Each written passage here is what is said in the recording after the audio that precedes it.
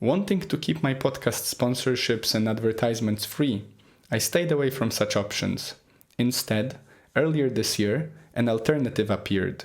With my fiancée, we have joined a rapidly growing marketing network for a company which develops technologies and healthcare products based on traditional Chinese medicine. Instead of advertising products and services, I've decided to extend this opportunity to you. While this opportunity may not be for everyone and might still be unavailable in your country, I have no doubt that in time it could be, and therefore, here we are. If you are looking for a side hustle, an alternative way of earning, and a space to grow as your own boss and manager, this program could be for you. Commission-based and fully remote, I believe it to be an opportunity for those who feel like a 9-to-5 model takes away too much of their life and isn't exactly worth their time. If you'd like to learn more, follow the link below. If your country is on the list, you're in. I look forward to working with you, and now, enjoy the show. Hello and welcome to the WS Podcast. My name is Wojciech Salski. I'll be your host for today, and before we begin, may I just remind you, as per usual, if you find this podcast entertaining, useful, in any way, shape or form, something for you and your loved ones or your friends, then please make sure to follow, subscribe, and basically spread the word to the world. I think that's by far the best way to support it. So thank you for all of you who are. And now, without further ado, in this makeshift studio of a sort in the living room, welcome Nathan. Hi, Nick. Thanks for having me on. It's really cool. So my name's Nathan. I met Wojciech through Jiu Jitsu. I've been doing that for 3.5 years. Outside of that, I mostly work with kids in education and things like that. And I'm also a personal trainer. And that's kind of my niche, is those three things, really. Yeah. That's awesome. It's interesting. Even before we start, I just wanted to point out, I was listening the other day. It's interesting how we choose to introduce ourselves. Yeah. Obviously, I bet it's dependent on the context. So, for example, right now, we're on live on this, whatever it is, a podcast of a sort. And so through that lens, you've chosen a certain set of... Yeah, it's funny that, isn't it? I think it's because you kind of lead with what's your, topics, I guess. And a bit, it's also funny they talk about how you often lead with your job, like what are you? Yeah, that's another thing. What's your vocation? Yeah, exactly. Yeah, that's another big one, isn't it? I guess I've lent into the three things that I've kind of done for work. So it's like I've worked with kids, I've done some jiu-jitsu stuff, and I've done some PTing. So I guess that's roughly where I lay in my three different things, I guess, my ventures. Yeah, it's interesting because obviously we've discussed before you coming on the show what can we talk about, and I think on one hand I do have some ideas, on the other we'll see where we take it. But it's interesting, just as a thought for people in general to think about who are you, and your vocation does not have to determine it. It doesn't even have that much to do with it, really. Sometimes for me, for example, right now my vocation is maybe not completely on the other end of what I believe myself to be, but it's certainly not nowhere near where I would like to. You know what I mean? Yeah, I get that. I don't want to define myself through audit. Yes, no, I totally get that. Yeah. And because even before I'd been thinking I wonder, do you go through how much context do you need to give about yourself for people to kind of understand where you're coming from, that sort of thing. But I mean, I can do a little spiel like that, which gives more an insight into kind of why I do what I do, that sort of thing. So when I was a bit younger, I was a bit of an overweight kid, so I wasn't that kind of super confident and that sort of thing. And then when I finished school, I went to Canada for 2 years, just on a work visa, and I just wanted to travel. And when I was out there, I got in better shape, and that gave me confidence. And it was just through eating healthier and finished school. What do you mean? When I graduated high school. So you were 16? I was oldest in my class, was 17. Okay. Yeah. And then basically that same year in the winter, I went out from December into Canada, and then I didn't go back home for 2 years, so I just stayed out. And while I was over there, I actually got really into because now it feels almost he's quite feels like borderline controversial character now, I guess. But I got really into Jocko Willink and like this kind of world. Oh, okay. I didn't know he's controversial. I don't know if he is or not. It's got, I don't know. I think it's because like the way that the US is and everything, it feels like anything slightly militarized or anything is going to have like that connotation. Right. Everything's controversial these days. Like back then I wouldn't have a problem saying it, but it's funny because now you're almost like, oh, I wonder if like there's something, because there might be something you just don't know, you know? Like you say it and everyone goes, oh my God, I can't believe you listen to them. I mean, I'm pretty sure, obviously I don't know all of my listeners, but I'm pretty sure they will not consider Jocko Willink. No, I'm just thinking maybe even if they do, like, fair enough, that's your opinion. Like, I always think there's a niche perspective on just about anyone where there's like a controversial thing on them. So I guess, but at the time I got really into that, and then that kind of spurred in the idea of like having a bit more discipline in my life and like getting up on time, that sort of thing. And then I got really into hill running, and so I started doing that a lot, and then doing like yoga as well, and that was like my little like health and fitness regime. And I knew that when I got home. How did you come to do yoga as well? Because that's interesting, you know. I often find that for a long time, especially guys that end up getting in shape, for a very long time, they consider stretching to be like, I don't care. So what made you do that? Was it Jocko as well? No, I think it complemented the running in a sense. So you were like cooling off, that kind of thing. There was a bit of that.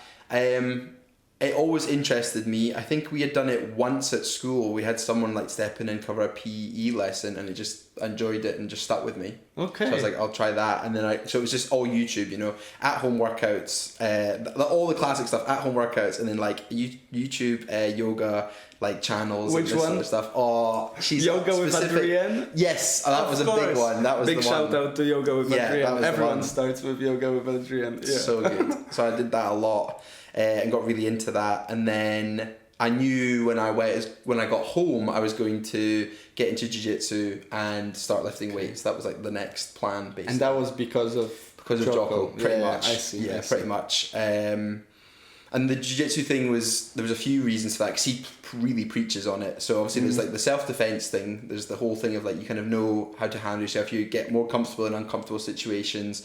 And then the one that really stuck with me, how he talks about the path. So it's like if you do jiu-jitsu, and so I couldn't give you like a definition for what the path is, but if you do jiu-jitsu, it's like that thing of you'll come across issues that you can't, you know, like think barriers for not succeeding in like a jiu-jitsu role. You then have to figure out what that barrier is.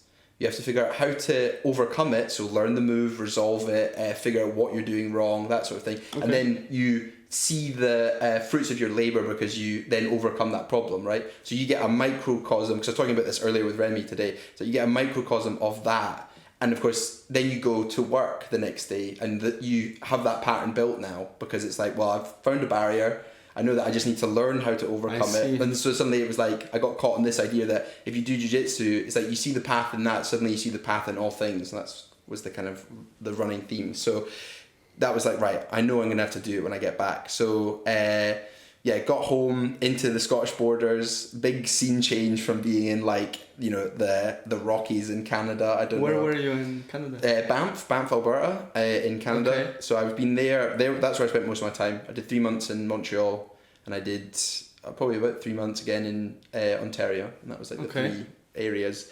And, you know, that was like really great yoga, hill running, and then you kind of got home and it was like rainy, wet, like roads, and yoga classes that were in like sports hall where everyone got a blanket because it gets really cold, and you were just like, oh, it's such a different environment. And I guess that spurred more of a drive to find the gym to work out and to find the jiu-jitsu thing. And then those two came in quick succession. The gym was less successful at first, actually. I didn't really know what I was doing. But jiu-jitsu, that like addicted almost instantly, I suppose. Okay. I started doing gi first. Wait, how old were you when you started? Because this would have been 21, maybe? Is that right? No, because I'm 27 now, so it would have been later than that. 23 maybe? Okay. Yeah, that would maybe make sense. 23. And so just off the back of I was about to say that came in and changed everything. I actually started just before, and then it was like just thrown out the Then window. it was back to online videos. Yeah, and running. Yeah, right. Yeah, and running, feeling illegal. You're like running a 5K and you're like, everyone knows I've been out twice today. It's gonna be a huge problem. It's funny to think back on, but yeah, what a world that was. Yeah, and so we got through COVID, which was really rough, and then because I was at home with my family, and without going into that in depth, my dad had just taken redundancy. Okay. And has anxious, depressive like conditions, so that was a real recipe in COVID to be at home with. Of course. So we did a lot of work on that, and then got back. Then of course everything opened up again. And I basically worked on and off throughout the period and that sort of thing, and everything started up again. Training consistently, got really into jiu-jitsu, white belt. I think I was a white belt forever. I was a white belt for like. Well, because I started before COVID technically, so I was a white belt for like maybe 3 years or something like that. It felt like that. But was it because your coach was just so sparring at giving out stripes and belts, or was it because you kept switching gyms? Because that's one thing that I've noticed about people that do end up having like either blue or white forever, or even purple forever. It's like if you keep jumping ship every 2 years.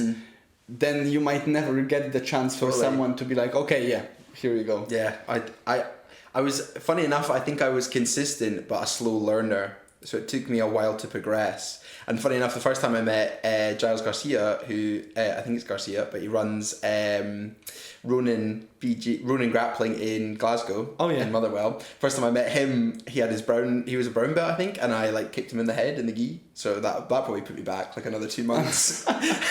He was like trying not to kick me in the face. So I was like, yeah, noted. And then it just grew from there. I competed quite a lot at white belt. And didn't do great. I wouldn't look up my smooth comp thing. It's not very positive. The track record. Yeah, it's not right. great. Look it up. I did a lot of competition, white belt. And then a bit less, but still quite a bit of competition at blue belt. And then at purple belt, I've only competed twice. So it's kind of tapered off a little bit. As well. Yes, yeah. That's right. Yeah, down in Manchester. But that was the track record. And then I was in the meantime, I was working in outdoors with kids, like kids summer camps, school trips, bushcraft setting, that sort of thing. And that was really good. Lots of time outdoors, and because that was a big part of it. Is I never wanted a desk job. That was kind of because my parents worked very intensive desk jobs, and they were always like, don't steer clear, don't do what we've done. So I was always looking for the alternative. So then worked outdoors, bushcraft setting, working with kids, really enjoyed that. Quite intensive, go to training after, do jiu-jitsu, and then that was kind of when the gym took off, because the person I was working for just had a wealth of knowledge about exercising, so then that really kick-started that. Okay, I see. Yeah. And then I got my own program, and then it just took off from there. So, and then the two started running in parallel, so then you're working out to improve the jiu-jitsu, because everyone's like, how do you stay motivated? And it's like, well, the gym improves the jiu-jitsu because you get stronger and fitter and your joints are healthier, and then after jiu-jitsu you're like, oh, I'm going to go to the gym. It's like a nice contrasting, I don't know, they work really well together, so it's like another way to exercise. It's definitely much more relaxing activity in comparison. Yeah, exactly. So yeah, and then that ran in Conduit, or like together, and then I finished up at the outdoors thing, so I just wanted to, the idea was to go and travel, but like I'd said to you before, it was like that part, I got more sucked into the jiu-jitsu stuff and helping get a kids class started and do my own fundamentals, and that became like the thing. So I did that for basically 2 years, and then it was like, oh my god, it's been 2 years. And then and then in October last year I moved up to Edinburgh, and that's kind of brought us to where we are now. So training at Low Tide, got my purple belt in September, so just before I moved. And then we're up here, and I got qualified as a personal trainer in August last year as well. So that's kind of the big shift. So, no, of course. I mean, there are quite a few different things there, I guess, to explore. The maybe coming back to jiu-jitsu, because before we started recording, we sort of fell into the discussion about potentially maybe teaching as well as and we've mentioned this interesting facet of teaching maybe that apparently, and I've definitely experienced it myself, and I'm pretty sure you would agree that as you start teaching people, you end up learning more for that purpose as well. So, you've mentioned that you might be going away. Let's first lock this one in. what like if someone's listening to us right now and they might have heard the episode with Aaron, my friend from our club as well, who talked about benefits of jiu-jitsu, or maybe they listened to Sai's episode, which was also about jiu-jitsu and his approach, our coach. Why should someone care about jiu-jitsu? Because it's not, I think it's very different for many people, and that's why I would ask you, because what I get out of jiu-jitsu is not necessarily what you get out of it. Yeah. Okay. So if I talk about like for myself, so one of the things I definitely think is true is it makes you more comfortable in uncomfortable situations, and even in the sense that you get better at specifically problem solving under pressure. Okay. Because I think it gets you in that mindset of like, there's things going on that I need to almost block out so I can focus on the problem at hand. So it gives you a bit of that. It is good exercise. It is good fitness. It is a good thing to do because it gets you moving in your body. I think that I get a real... it's one of the few things that you get where you really zone in, if that makes sense, because your phone's in the changing room, you're on the mat, you're drilling this technique, then you're rolling, you're very much in that one place at that one time. There's no busy head, there's nothing else going on, you're just in the room, just doing that. It's almost like a meditation, isn't it? Yeah, I think so. But in a way, especially when you're rolling, because it's one thing to, when you do the technique, you can get in your head. Yeah. We've talked about that as well. Yeah. But it's really difficult to think about problems of your life if you're being choked. Exactly. Totally. Yeah. It's like one of those things. How can you otherwise address the problem of being choked? Yeah, if you're not thinking about the email that you didn't send or something, you're like, I need to deal with this. Someone's going to choke me. Literally. Yeah, I think that was a big one for me. Is you're just in the zone, and then you can again, the shift can become the pursuit of the sport. So you see a move or a specific way of moving or guard passing, for example, or playing guard, and then this focus becomes, I want to emulate that, and I want to figure out how to do that. So then that creates this rabbit hole of, well, what's that guard? Why does this work and that doesn't work? What do they do that's different? And then you just hone in on that, and becomes about the sport, Like the progression is like, oh, I'll do it for self-defense. Oh, I quite like it as a hobby, so I do it quite often. Or maybe I'll compete. So suddenly you're progressed to someone who does jiu-jitsu all the time, and you've competed, and and you progress through your belts. And did you at any point do wrestling separately? You did? Yeah, for most of my training, or maybe like for the 2 years,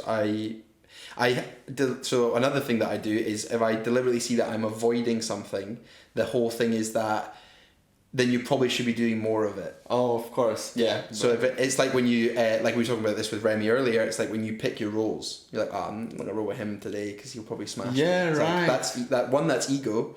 And two, there's probably a reason why you should go roll with them then. If they're pinning you down, if you're on the receiving end of a lot of their technique, you probably should kind of roll with them and maybe ask them questions like, why didn't this work? What are they doing? What am I doing that's giving you all this opportunity? That's such a huge point. And I can tell, like the moment you said it, I can tell in myself about stand-up.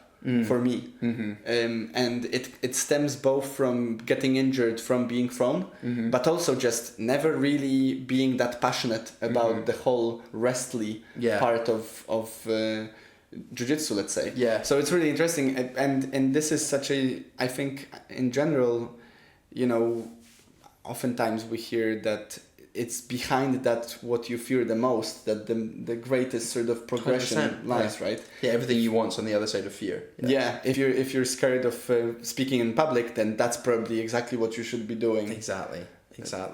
Fair play. Yeah, that's a great I can't remember where I'd come from to get to that, but so it's the same when you're like avoiding people. It's like I need to do more of this thing to progress it. I can't remember where I came from to get to that, but that's a big ethos when it comes to like jiu-jitsu, and then therefore it translates over to like life as well, like you said, public speaking and things like that. It's like I should probably actually push myself and do it. Probably improve a facet of myself, push my comfort zone, that sort of thing. That's huge. Like coming back to the idea of why would you do jiu-jitsu, that's definitely what resonates with me, is like when I do jiu-jitsu, it's very similar to when I used to do kickboxing.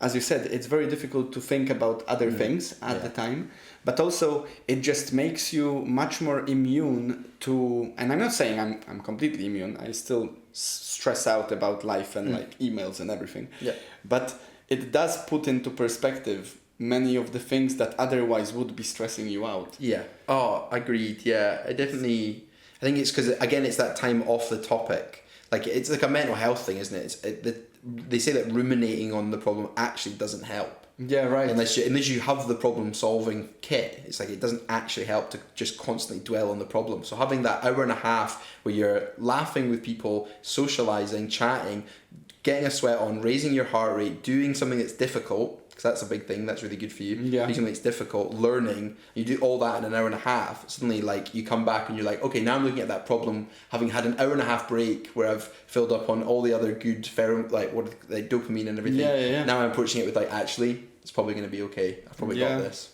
Yeah, and I think it's interesting because obviously we could sit down and meditate, or we could go for a walk without our phone, but then and I think maybe this is why having some sort of active meditation-ish activity rather than sitting down is what is needed for us in our day and age. Is we're so overstimulated and so addicted, especially anyone that came after us in terms of their age. They got brought up in this, in the system of constant screens and distractions. And so sitting down to meditate, it's close to impossible.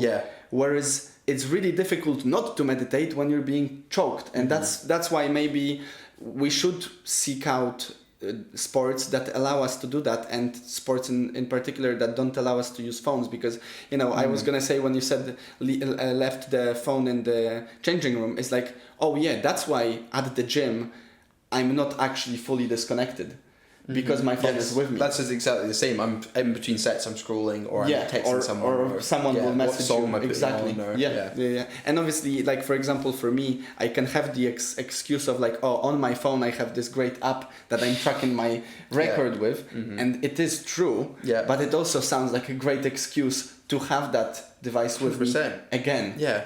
And maybe looking at the workout for the first 10 seconds, or to see what the weight's going to be, and then as soon as I go to my rest, which might be massive, it's just like a strength session, I'm like scrolling, the timer goes off, you ignore the timer, you're like, it's just a bit more rest. Then it's been like an hour. Well, this is I think a big takeaway in general for, even if it's not jiu-jitsu, I would argue that it's beneficial for you to find an activity which requires of you not to be using other things, and it's not easy these days. Like, think about it, how many sports are there? Obviously all the team sports, hopefully you're not actually gonna be running around with the phone. Team sports, but that's another thing, to be able to connect with the person, right? Yeah, because that's one of the things, I think it was Danaher or whatever, but you're talking about how jiu-jitsu is unusual in that way. I don't know if it's technically unique this way, but it's unusual in the sense that in the gym you're all one big team, all learning and stuff together, and then when you go on the mat it's just you. And it's like quite an interesting that thing there, but it's the same. I think that makes a difference is if there's other people doing the sport, because even running you can run into this problem. You stop for a break, you're still going to get texts, you've probably got your phone on you, and you're probably listening in anyway. So this is not to say you should not listen, because I mean I listen to things all the time, but definitely you might also overdo it. Like, even just listening to music, if you're listening to music 24/7, that's probably not the greatest. No, right? Well, I'd seen a thing, and again, you never know what's true and everything, but it was linking that if you're someone that has music on 24/7, as long as it has links to like a form of coping with like depression and things like that. So that can be quite another thing. I mean, if you think about it, putting aside all of the let's say all of the research and everything, just thinking about it as in the simplest terms possible. If we have an inner chatter within ourselves all of the time, which we usually do, unless you allow yourself, at least every now and then, for that chatter to be just that chatter, then not only are you not coping well with your chatter, essentially you end up not coping well with other chatter, because what music is in your ear is just another voice. But it's almost like there is a noise in your room, so you put on another noise to shun out the other noise. Yeah, that's very true. Yeah. I think that it's like they talk about people not being able to spend time on their own. Or alone, or this sort of thing, and it's the same. You're right. It's the same. It's like a band-aid solution. It's like my head's noisy, so I'll put on music, because I think like the gap that you're bridging there is like that's probably everyone's starter point, and where they go to most of the time is I'll just put TV on, I'll put music on, and like the furthest version of that, which probably is actually beneficial, is like the doing the sport, the social part.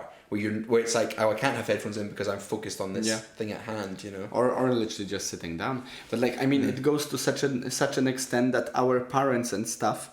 I mean, I'm not saying our parents in particular, but I've witnessed it again and again in different homes, that people would turn on the TV, and the TV is on even when people are getting ready to go to sleep, and it's almost like. It's not even the noise of like a light music in the background. It can be screams from the TV movie at midnight, and it's just there. And when you want to turn it off, like I had a situation like that before when I turned off the TV.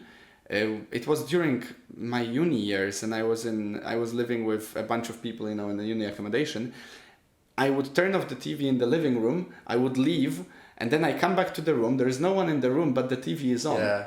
And it's almost as if they need that TV, even just somewhere, like Yeah, that's scary. But on one hand, that's scary. On the other, I've noticed in myself recently, and I'm trying to be more mindful about it, that I also, especially nowadays when I'm constantly on the phone with Julia, when I'm not on the phone with Julia, it's so easy for me to just switch to Joe Rogan's podcast, for example, and just keep going. Absolutely. And then I end up having the headphones on for the whole day.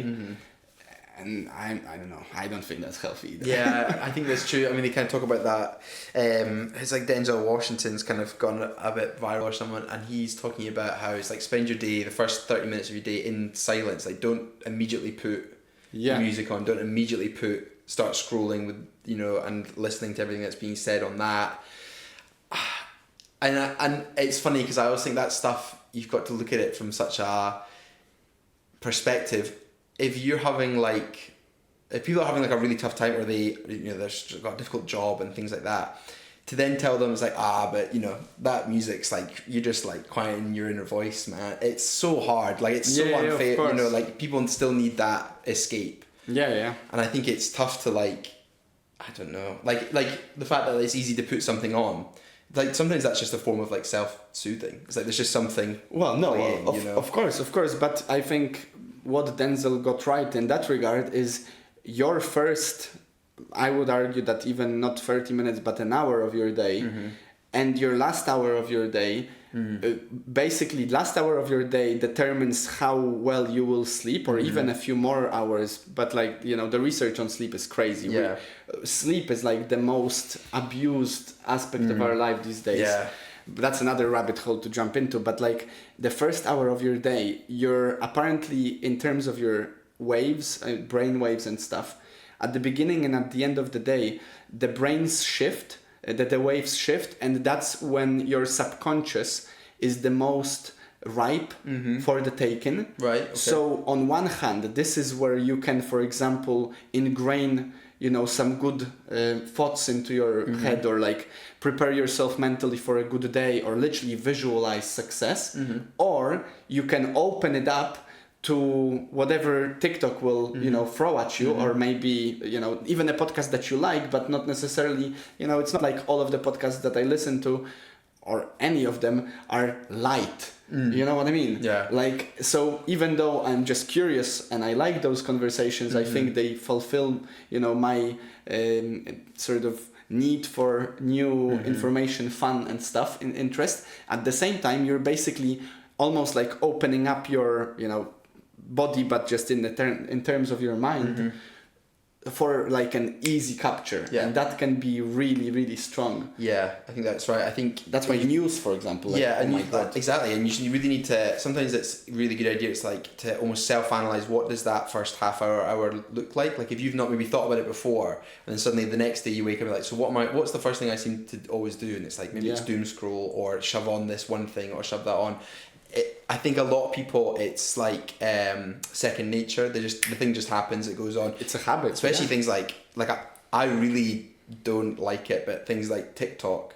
Oh yeah. I think that's like, I think that must be like just not good for your system to see taking that much amount of information, and most of it just kind of is random noise. And it's also screaming at you straight away. Yeah. The way TikTok is made, obviously, if you feel free to challenge me on this.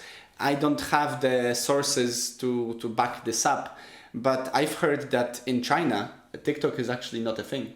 Right, interesting. That it's an exported tool that obviously makes them money, but is also just made to make the Western world stupid. What better way of throwing, a stick in the gears of your enemy than to offer them one of the most addictive, if not the most addictive, technological, thing. Yeah. With the algorithm being set that way and with the screaming nature of it. Like I tried for a year, I was posting both on TikTok and Instagram and Twitter and Facebook and LinkedIn my sort of podcast advertisements, and on one hand I understand the utility of it for me as a content creator. On the other hand, I've noticed that even just opening TikTok for me, even if I wouldn't watch it, that was already causing me frustration, because you cannot open it without it screaming at you. There's always that moment before I click click to the profile, whatever. And right now I'm doing a full-on Lent on this. So in terms of the only platform that you will see any trailer of my podcast nowadays is primal.net, which is actually a Noster Bitcoin based Twitter. Wow. Right, okay. Which is very different. It's very niche for the time being. And simply because I know that at least that platform is made out of people that support the philosophy of Bitcoin. Right. And there's still a lot of shit there because it's free speech platform. So fair enough. But I actually made a post the other day making a point of it's a very different feeling if you're being shouted at by someone that shares the same values. You know what I mean? Yeah, okay. So at least I know we're in the same boat. Obviously you have your opinion and you can sort of throw shit at me, but at least I know we're in the same. Yeah. But for what regardless of that, what I meant is just, it felt for me that the payoff of posting on TikTok versus what I had to pay in my energy to do it. Yeah. It was like, I don't, fair enough. My posts will not go viral, which TikTok is the best for. But at the same time, I will probably be much more sane than if I continue down this path. So there are great incentives there for both creators and consumers. Yep. But it is interesting, especially if China does actually not allow TikTok to be used in China. Yeah, because I've not heard that. I didn't know that. If that's true. Yeah, I've not heard that. Feel free to check it. I do wonder. This is something I did here. So, but as I said, I don't remember from where it just popped into my head right now as we're talking.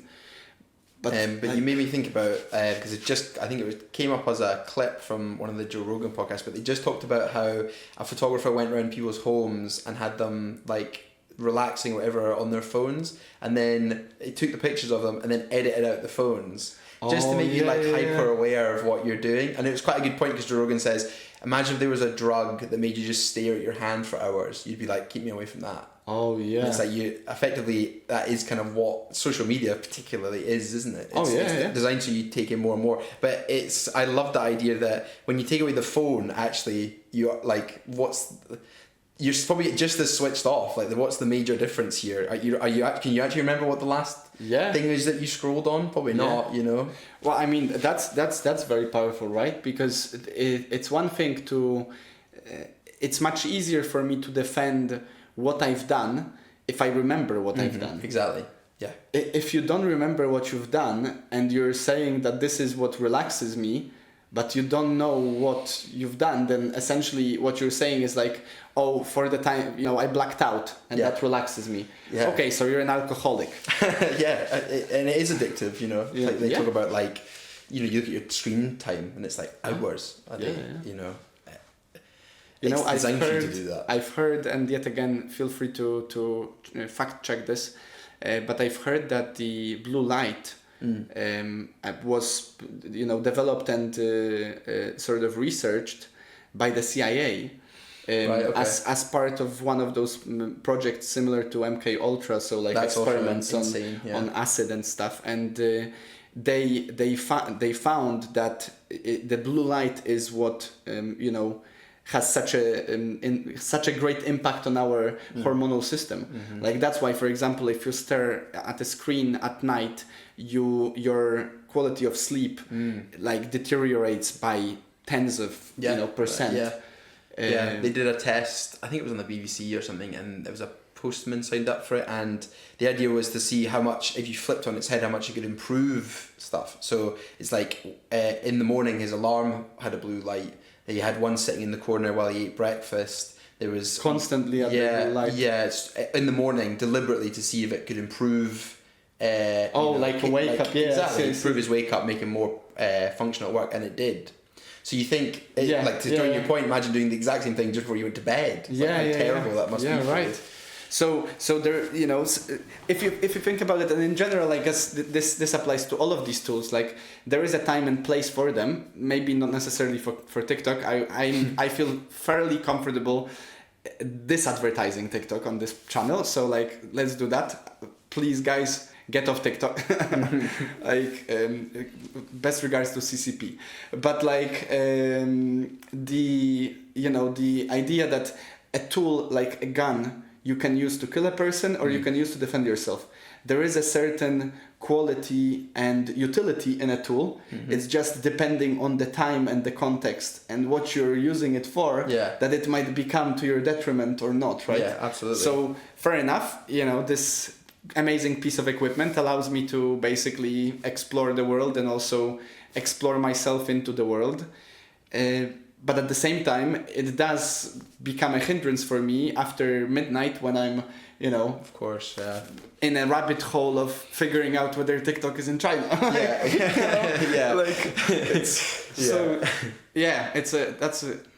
That's a scary one, you know, the screens in particular. Yeah.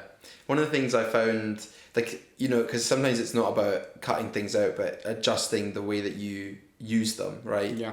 And I think that one of the things that, like, it's not revolutionized Instagram for me or anything, but if there's people that you're trying to emulate or are doing things that you want to do, rather than just following them, maybe have a scroll through, what do they look at? What's the information they're taking in? You know, is there an account that helps inspire you and things like that? Because there was one guy, and I was a big fan of him, Elliot Burton. He's like a fitness guy, he does his own clothing brand and all this stuff. And I was like, well, who are they following? You know, if you follow them, they're following something that's inspiring them enough to do this stuff. And instantly, I can't remember what the account was, but it was really creative, kind of slightly more inspirational stuff, but it was like specifically motivation, kind of discipline based, but all about creativity. And instantly you're like, well, there's an account that has boosted my outlook and things like that. So I think rather than being attracted to the brain rot that's sitting waiting for you to follow it, maybe find the people that you are obsessed with, interested in, inspired by. What are they taking in? What's the information they're looking at and listening to?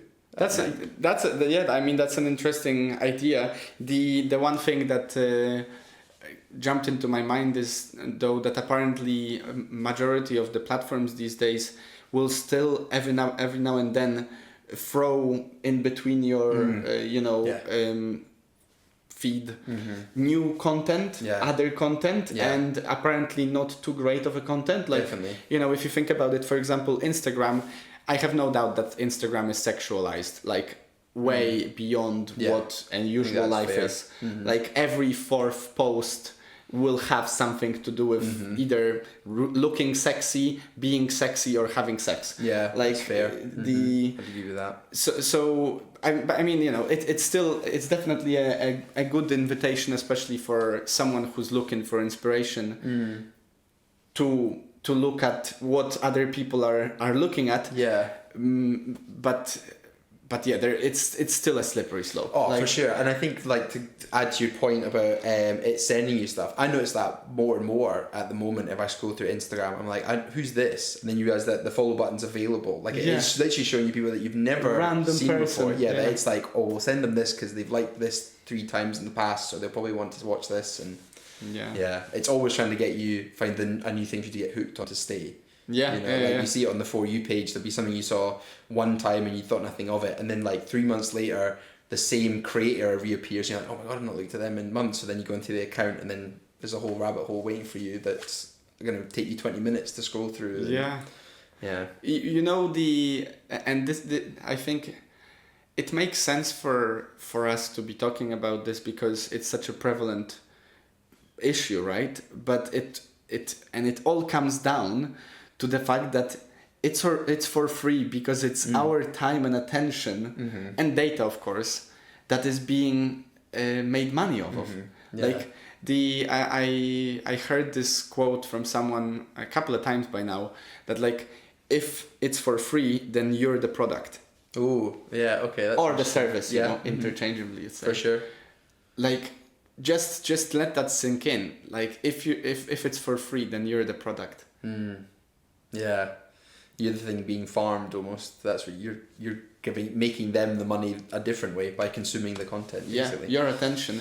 And you know, on this point, I'll just share with you because I don't know if we've talked about it before, but it's just an idea. Like, and maybe a segue to our next part of the conversation. But like I read somewhere or maybe listened to this idea that we're like batteries. So if you imagine yourself at the beginning of your day to have a certain, you know, level of attention as a battery, but also a certain level of productivity as a battery, and of course a certain level of time, right? Sure. Your life in general is time. And then through, you know, work, of course, we're expending time, potentially some productivity, you get some money, and then yet again you have a battery of money, but then through taxation, it's being siphoned away from you. If you think about it the same way in terms of the attention, it's like essentially there is only so many things that you can look at in a day, there is only so many decisions you can make in a day, and there is only so much emotion you can expend in the day, right? So for example, there is this phenomena that obviously, and it makes sense, it's just our adaptive ability. If I would show you for all day, every day, for weeks or months on end, really extremely hardcore, like brutal stuff, over time, it will no longer like wire in the brain in the same way. You will basically become, it's the same as people who go through a traumatic, you know, war zone and then they can't even feel anything anymore.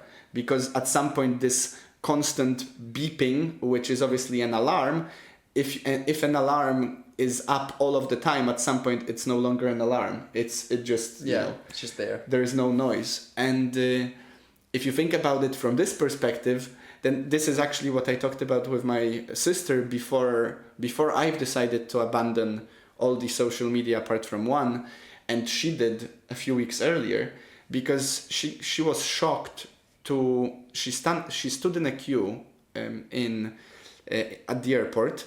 And that's already a shocking view when you see like young kids like 5 or 6 with those big iPads and obviously, you know, they're basically just drooling into this screen, all of their life force being siphoned away. But there was one daughter was like 5 and one was like 11. She would argue, I don't know, Hania was just estimating. And she looked over, Hania was looking over their shoulders because they were standing in a queue. And the older girl was scrolling through like Instagram or TikTok, whatever, something. Obviously, it's not great that she's 11 potentially and doing that, but people do. And apparently, there was a video of like a scarecrowy like figure that popped onto the screen, and it was like a creepy scarecrowy figure, and it was shot with those like, you know, kind of colorful painted bullets, and it sort of like evaporated whatever. And my sister was like, "Whoa, that's actually creepy. Like that's scary for me, creepy." Yeah. And the girl just kept scrolling, like and like nothing happened. She watched it and we were just talking like, this is how you basically dehumanize our experience, because over time this child will no longer be, you know, empathically looking at someone with a broken arm because they've seen so much of that, and it's like, okay, desensitized to it, that sort of thing. It's like when you try and introduce someone to a new experience that's maybe like a view or something at the top of a mountain or something, and if it's a child that's been scrolling for the last 3 years of their, you know, teenage life, they're like, whatever. Yeah, right. Like, just next. Shall we back go? To school. Like they couldn't care less, because I guess online it's on fire. There's no interest in the natural beauty. I'm looking at, you know, Kim Kardashian's outfit. Like I've got 1,000 things to look at on here. Why would I look at the view? It becomes, the focus shifts, and you're desensitized to experiences as well, I think. Oh yeah, for sure. And interactions. Yeah. I mean, you know, if you think about it, I'm pretty sure that even myself, having been experiencing at least 1/3 of my life without all of the screens everywhere, although they were quite ubiquitous for us anyway already, it was just in a much simpler form. Like the internet did not really show up until we were like 13ish. Like, okay. I mean, on a larger scale, and I don't think you've had Facebook or like, you know, there's sort of these before, like when you were 12 or 13. And I think these things were things that there wasn't a reason for you to be on it at a young age. Now it's like, oh, my friends are on it. So then there's pressure on parents to like have kids on it. But I think it, like, as a kid, it was kind of like, it was just this thing, like Facebook or whatever. You kind of like not really thinking about it, you know. But yet, even though, and that's the point, even though I did not experience the internet to such a degree as people might be experiencing it that are being brought up right now, I still am certain that some of my behaviors, in terms of my social behaviors, for quite some time were basically, and maybe right now still, you know, it's really difficult to grow out of habits that you've adopted for years. But like, I'm certain I would be much less anxious as a person if it wasn't for all the comparison that I served myself through like at least 8 years of my adolescence. Yeah, that's fair. Through online activity, you know. Yeah, that's fair. Yeah, there's definitely a link in that stuff. Because comparison's the thief of joy, isn't it? And if you're constantly looking online and comparing, even as a kid, it's going to create some sort of mental loop or pathway that you then think through, lens that you think through as you progress older. I mean, would be curious to see, like, the iPad kids of today. What does that look like socially as they get older? God. You know, like when they go out for dinner with their friends and stuff. We will see it in their 20s, like. I don't know. I wonder what that looks like. I don't think it looks. I also think at all, truly social skills that underdeveloped. Like I remember, like, if I was to have, like, my parents had an iPad, and if I got to use it, it was like we'd already gone through we'd already had all of dinner.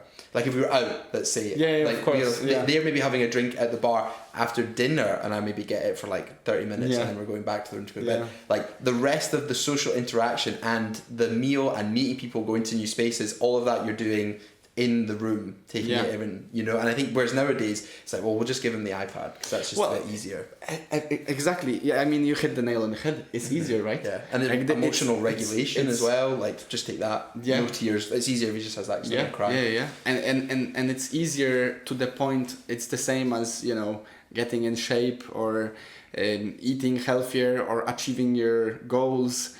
You know, asking that person out for a date.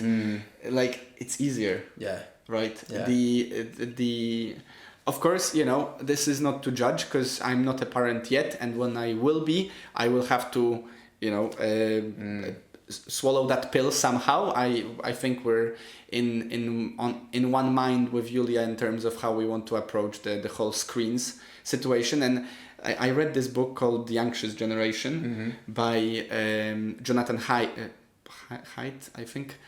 And I've discussed it with Aaron because his wife is just about to have a kid. Yeah. They're just about to have that blessing, and he said like, yeah, cool, man, I'm literally reading it right now, and it's definitely one of those things like for anyone out there who is gonna have a kid or is having a kid, read that book, because basically what the author, you know, he sort of analyzes how the anxiety arose from all these screens and the ubiquity of them, but also he makes some practical pointers of how you can still fight it back. And of course, as you said, it's not easy, but it is like if enough people want to, the change will happen. So for example, one of the big things is, as you said, it's like this pressure, right?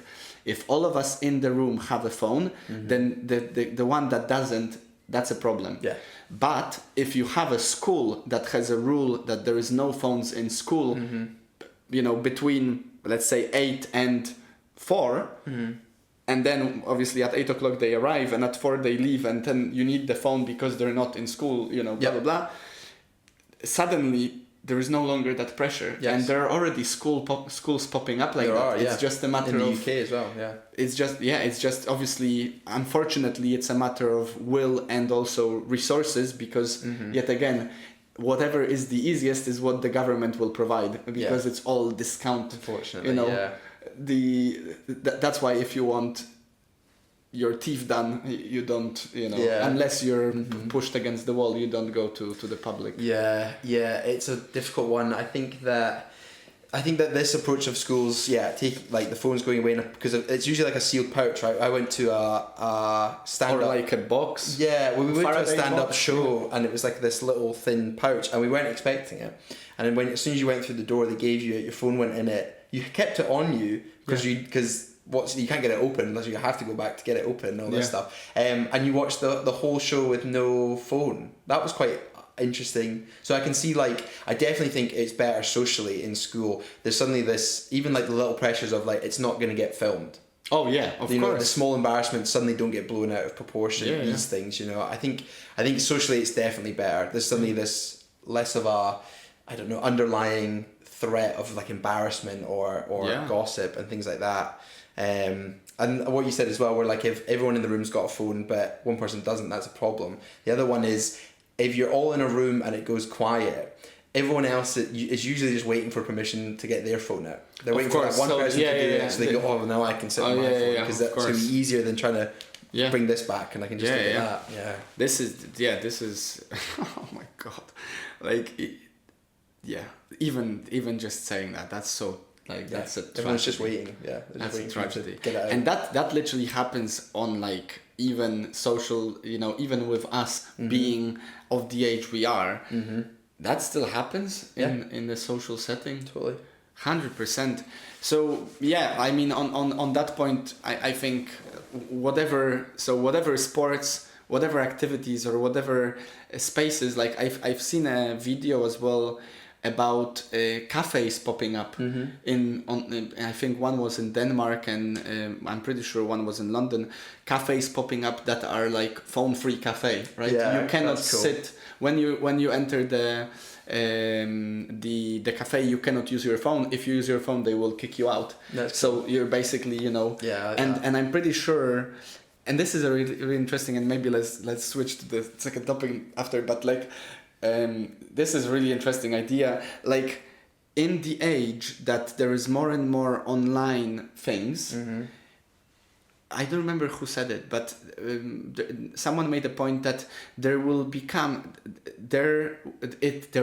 or there is a renaissance of in-person, you know, activities, events, things, products, services, whatever. So you will actually end up paying premium to what used to be for free, and you will pay, you will essentially be that the cheap thing will be that which is supposedly for money. So an interesting inversion here is obviously our problem with healthy food, right? Food from a farm used to be normal thing. Yeah. Now, because of all the financial system, the way it's structured, and the incentives to produce more and more with less money and stuff, obviously that drives the prices up while the quality of the food goes down. And then we end up in this place right now where our grandparents probably enjoyed normal out of the ground food on the daily basis, and they paid little to nothing for it, and it was actually expensive to get something that was like processed, and now you actually pay premium to get that tomato out of the the actual bush rather than a organic costs more. This idea that the less it's been put into it, the more expensive it is to have now. For sure. Ultra, like you kind of obviously covered it as a topic, but like the ultra processed food thing where you've just said it, but it's like it's cheaper to go to McDonald's and I can have a whole meal than it is to go and find it through like a butcher's and that sort of thing and get my own chicken and this sort of stuff. It's funny, like you said, there's suddenly a premium on that, and you're right, it'll definitely go to social things. Suddenly it'll be like a pay to go park and that kind of thing. I mean, and then on that point, I would just point out that you might just be in the niche that will not get affected as negatively. Rather, you will actually see the benefit of it. Because like in comparison, right? If I guess there is a point to be made that AI is likely to sort of undermine some of the jobs that require the screen and require data, because that's what AI is quicker with, data. But the jobs that, for example, like a PT or running a book club in person or making a speech like a public speaker, these things are potentially gonna explode simply because they will become the premium, and they already are in a way premium if you think about it. But obviously, inversely, they might just become inversely correlated to this whole AI and technology boom. I think it's like you kind of see it when people talk about phoning like the helpline, and the first thing they think is like, I just want to talk to a person. Yeah. And it's the same in those settings. If I was looking for a workout program and you talk to AI, it's not the same as having a sit down chat with someone that's like, oh right, I get it, and talks you through it all. I think having like you said, you can almost charge a premium because suddenly they're getting like this in-person experience where it's organic conversation rather than just here's what I found on the internet, you just go and do that. Yeah. I mean, I'm pretty sure Nationwide or NatWest run a campaign based off of the idea that we will not close our clerks, that you will still be able to come and chat to us, right? Yeah.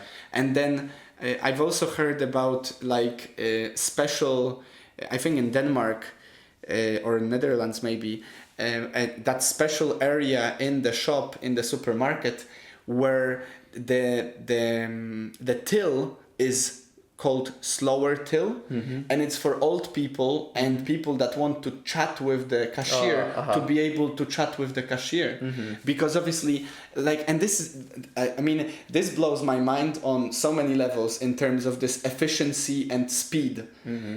Essentially, what we've done with the majority of our technologies over the past however many years is we've made our lives quicker, right? Yeah. You can one click, one buy, right? 1 day delivery. One click and you call the world. Yeah. Self checkout, so you don't have to. There are obviously other incentives, and maybe one fun fact is, guys, that's why you have 8 tills self-checkouts at McDonald's and only 1 till with a person, is because apparently statistically people order more when they don't have to look at the person who they're ordering from, because they don't feel the shame, the guilt, the awkwardness of overly indulging in this. Interesting. But another facet of it is obviously the efficiency, right? I have days when I don't want to talk to the cashier, right? Yeah.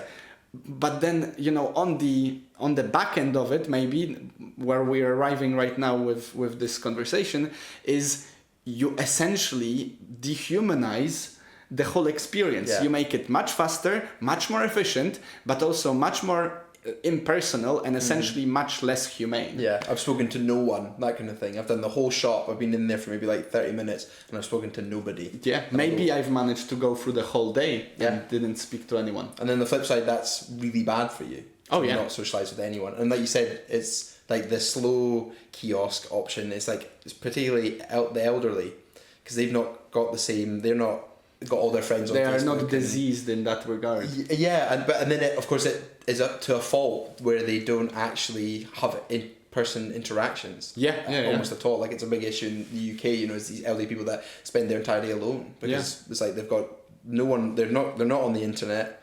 It's all self checkout. The stuff's getting delivered to their door. They'd never see the delivery guy. They'd never see the mailman. Suddenly, go a whole week and they've not seen anyone. You know, and maybe as we now explore the rabbit hole of Bitcoin, I would just plug here this idea which I've been toying with, and it might sound like a conspiracy theory, but at the same time, I'm pretty sure that like by the fruits of their trees, you'll know them, and it's like if over time, through all this digitalization, technology advancement and efficiency, we are basically dehumanizing ourselves and becoming more and more separate. You know, the family is basically not anymore in fashion. It's not really fashionable to have big commitments as well. You know, all the conspicuous consumption and the invitation through porn, social media, Grindr, Tinder, Bumble, whatever is like completely, constantly switch, constantly enjoy the new, the hedonistic, the pleasure. I'm pretty sure that those that are in charge, and I'm not saying there is a group of 20 people that are planning it all, but I do believe that there are powers that be who benefit from basically destroying ties between people. And you know, it is for a reason that companies that provide these services make them more efficient and less personable, and obviously one of them is bottom line, it's just cheaper. But another level, I do believe, is to ultimately divide, because a house divided cannot stand. And then it's much easier to manipulate you as a human being, which I think we're being manipulated at all times, all of the time, unless you start thinking about it, through these things. Yeah, I think that's true. Yeah, I think it's like tyrannical state, isn't it? If you're less connected, it's easier to keep one person down than like an entire group of people, isn't it? You know, and if you feel like you're alone with your beliefs and ideas, then you're not going to meet the group that talk about it with you. Especially if you cannot meet them because you don't know how to talk. Yeah. Suddenly your social skills are down. I think it started as a side effect and is now monopolized on. I think that's probably, it's like, you know what, like, people are definitely interacting less, and it's like, boom, we just go from there. Yeah, I think, you know, there is a saying in Polish, I bet that the saying applies to many languages, is like, an opportunity makes a thief. You know, and so in that regard, I have no doubt that there are people in the world that truly want to see the world burn. It's just because by statistics, even if they want to see it burn thinking that they're actually going to help it, you know, it's this kind of like, obviously, as many people, as many ideas, and some of these ideas are not necessarily to our benefit. And yeah, maybe that's the case. It's just like, how can we take advantage of this, you know? Oh, this is what happens. People are more anxious these days. How can we make advantage of it? Oh yeah, let's come up with a medicine that will be selling to them that will not take care of the disease, but it will treat the symptoms, so they will be coming back again and again every month forever. Yeah, well, they talk about that with the whole, it's a bit of a cliche topic now, but the whole big pharma and cancer, you know, it's like, well, why would I resolve cancer and eliminate that when I make so much money off treating it? Yeah. Oh, yeah. There's not enough incentive to get rid of it. There's a whole industry dedicated to it. Maybe there is already a cancer, you know. Well, there's cure. plenty of claims. Plenty of claims. It's just, fair enough. Well, on a more positive note, though, and I'm really itching, as you can tell, guys, to talk about this topic, because proudly Nathan is one of the few people that have, I guess, jumped into the rabbit hole of Bitcoin after my invitation. Yeah. And I do consider this to be a proud thing, simply because I do believe that Bitcoin will help us solve quite a few of these issues that we've discussed. In the least, solve the issue of things becoming less quality while raising in price, which is basically what inflation does to your produce. And feel free to listen to the full episode of Let's Talk About Money and about the Bitcoin standard if you don't understand this. Yeah, so because you'd recommended me the book, I did your episode on it and then immediately did the book.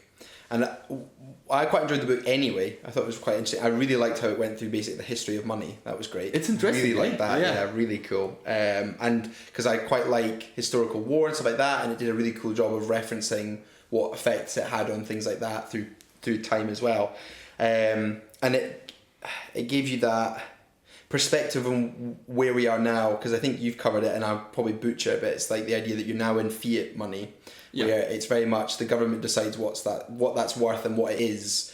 But Bitcoin potentially creates the opportunity to be in a scenario where that's no longer the case, and you have a bit like how gold was back in the day. There's this standard that everything could be, in theory, designed off the back of as the standard, and then suddenly you've got free flowing currency again that isn't controlled by big business or the government off the back of it. But and I'm a optimistic skeptic on the whole thing. I think it's really interesting. I think it's and obviously I've bought into it.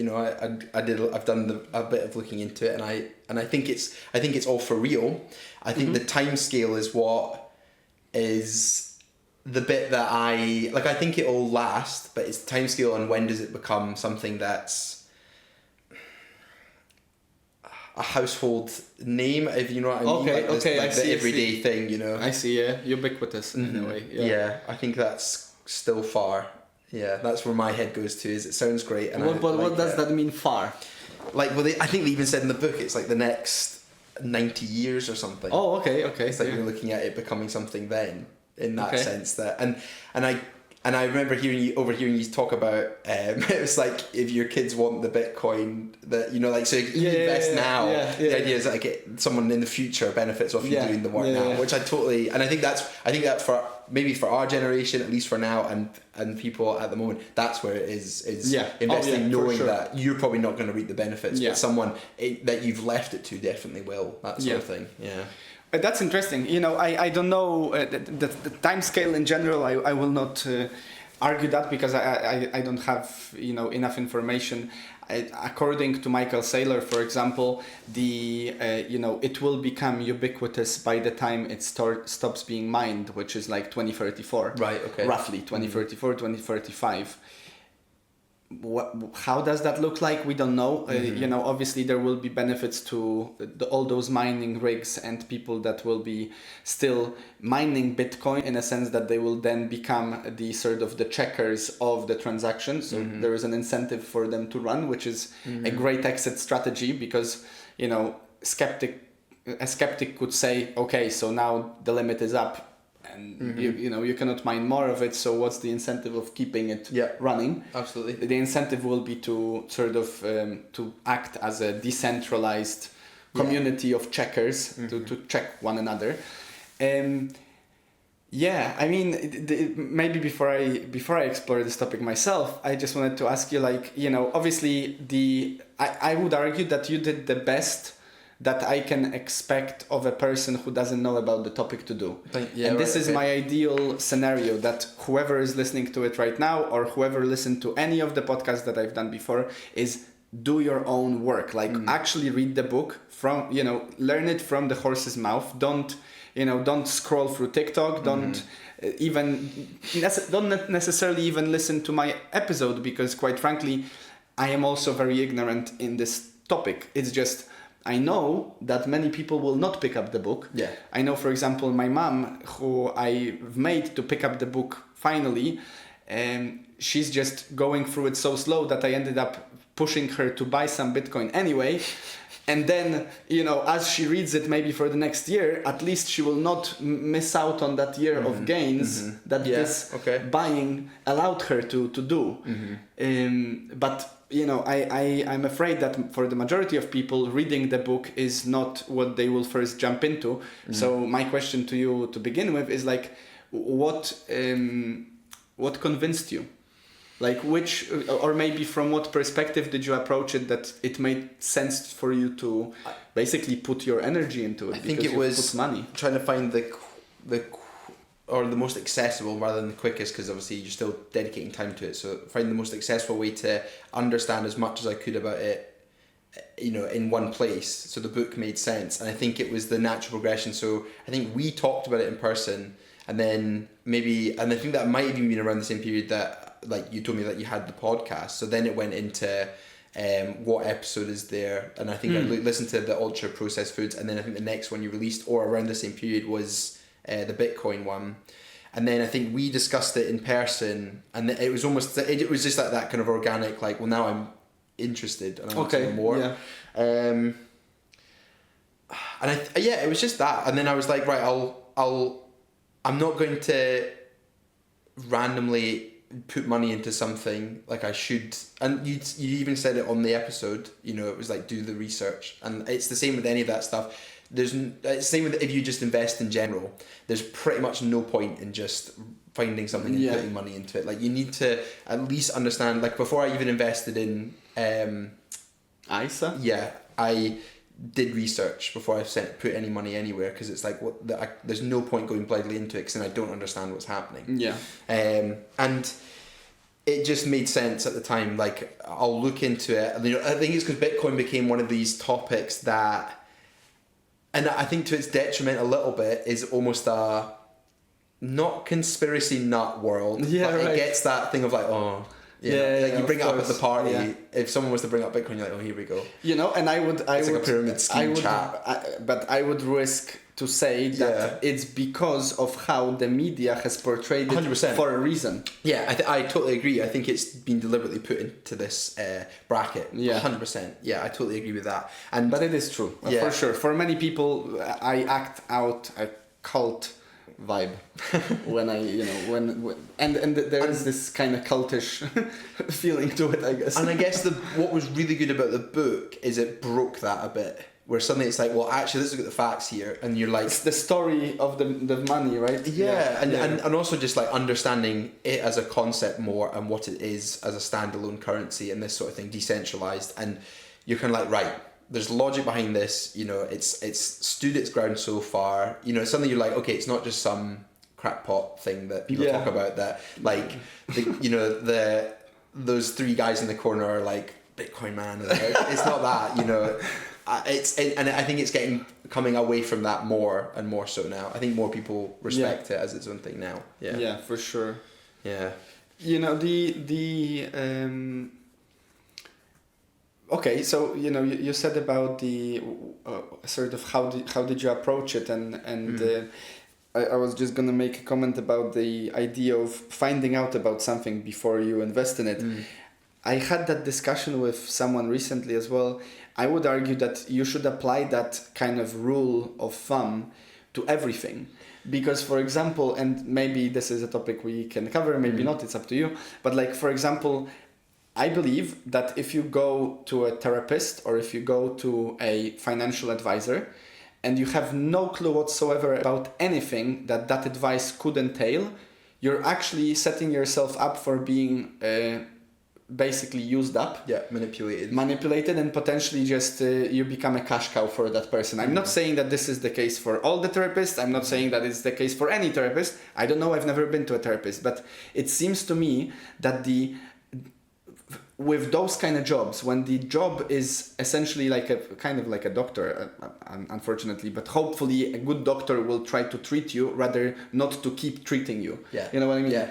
But the financial advisor, like I'm learning right now, studying to become a chartered accountant, and the fiat world economy is made to be so complex for a reason, because it doesn't make sense. So they had to come up with a whole school of Keynesian economics, which is complete bollocks, and it's only for the reason for an average Joe to have to go to the financial advisor who will be like, oh, it might be really difficult, the recession and this and the interest rate, and like, it depends how much ratio you're gonna apply, and then that guy comes out and you might get a certain benefit from the advice, but you've also paid for it.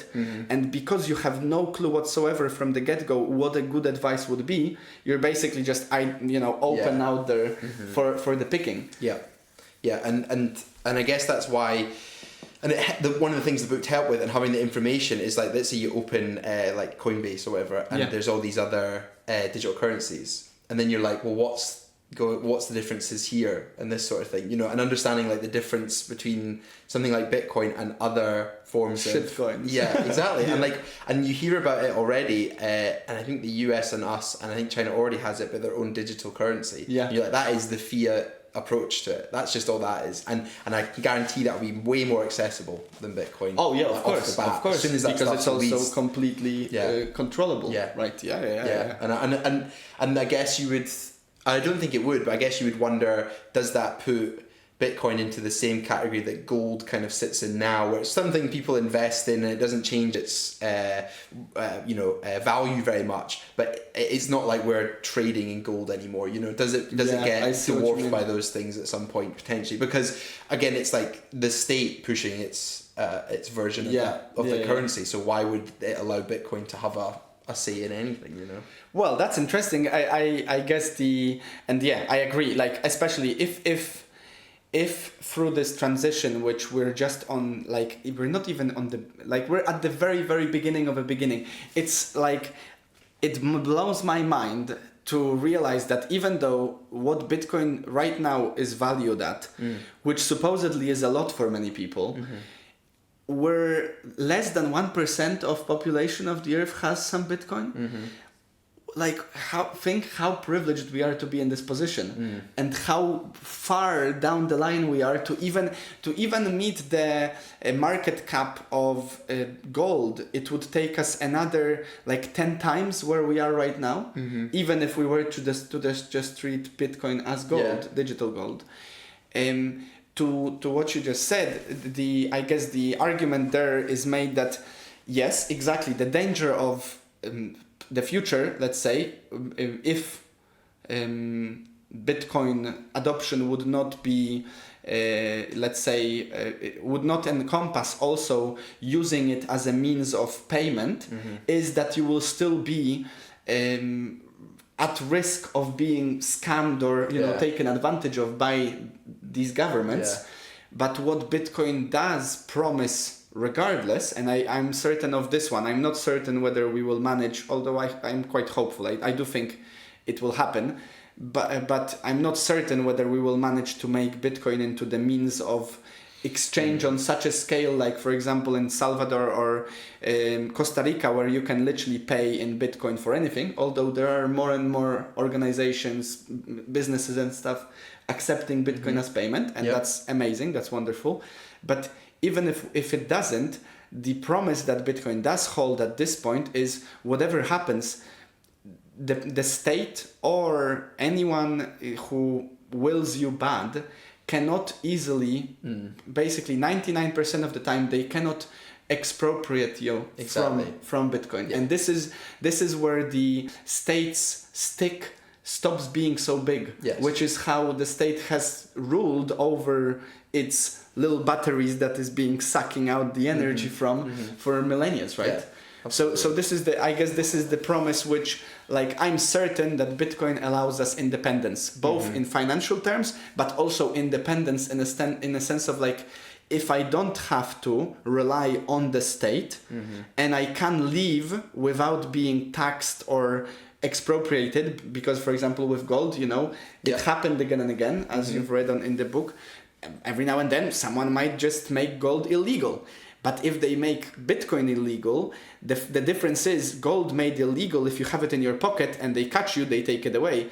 If you just have your key and they catch you, they can torture you all they want, but ultimately they might never get it. So the incentive is no longer there to, they can no longer catch you. That's what I'm saying in that sense. And I think what then happens is it becomes like, heavily taxed or whatever. Like you can use it as a currency, but what comes off towards the card payment machine or Visa or whatever would just be much higher, that kind of thing. See what you mean. But yet again, you can then vote with your feet. So for example, the moment, let's say the UK government at some point decides like all Bitcoin exchange or all Bitcoin payout is taxed at 99%.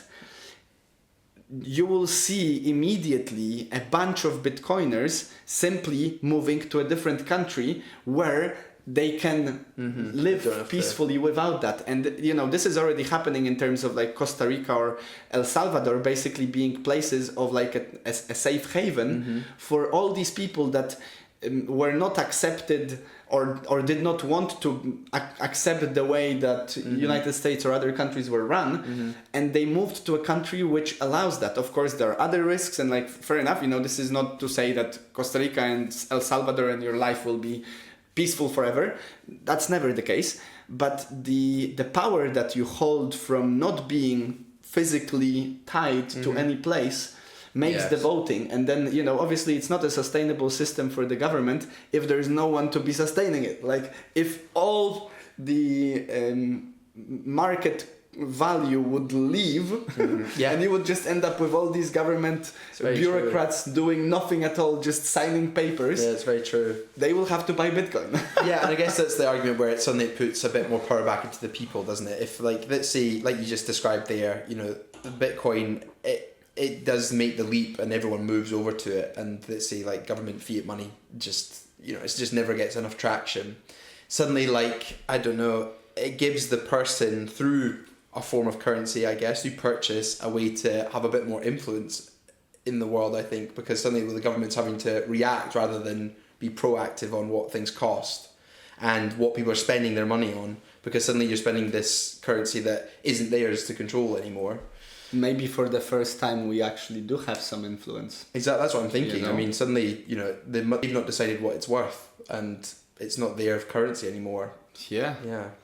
That's crazy. Yeah, that's a beautiful idea as well. Because, of course we have elections and all that, but it's not obvious to me that the elections in any way represent what the people want. Even the mere fact that you're electing out of the two options that are being put on your plate. Yeah. And it's not necessarily the greatest of choices, right? Absolutely. You're getting the best of two bad options, aren't you? You're just thinking, well, which one's less worse? It's like I heard this in school, and it's like, is that idea? Which one's worse? Totally. Well, I heard this one in school, and it's like these donkeys in this village, and they're side by side, and one of them's eating, the other one comes over and goes, "Hey, we better run. The Romans are coming. Like they're going to take over this place." And he goes, "Well, that depends. Do the Romans feed their donkeys?" It's like, well, why would I leave? And it just made me think of that. But yeah.